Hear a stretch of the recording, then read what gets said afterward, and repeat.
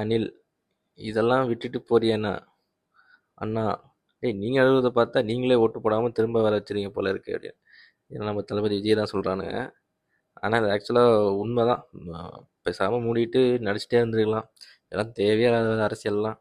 ஆளாளப்பட்ட கலைஞர், எம்ஜிஆர், ஜெயலலிதா, அண்ணா இவங்களே வந்து அந்த பாடுபடுத்துனுச்சு. ஒரு எக்ஸ்பீரியன்ஸ் இல்லை, ஒரு இது இல்லை. அண்ணன் வந்து என்ன பண்ண போறாருன்னு தெரில. என்னத்த பேசி வாய் கொடுத்து அடி வாங்கி நீங்கள் திமுக அதிமுகலாம் பார்த்தீங்கன்னா பலமாக இருக்குது கட்டமைப்புலாம். அவங்களே ஐடி விங்குன்னு இருக்கு, அவ்வளோ பெரிய கட்டமைப்பு அடிப்படையை வந்து பயங்கரமாக வச்சுருக்கானுங்க. அண்ணா வந்து பேட்டி விடுறதுன்னு ஏதாவது சொதப்பினாரு, வாயை விட்டாரு, இல்லை எதை போட்டாலும் கண்டென்ட் தான், மீம்ஸ் தான். தெறிக்க போகுது, பறக்க போகுது. வந்துட்டு தேவையே இல்லாமல் ஏன்டா வந்தோன்ட்டு மறுபடியும் சினிமாவுக்கு போகக்கூடாதுன்னு நினைக்கிறேன்.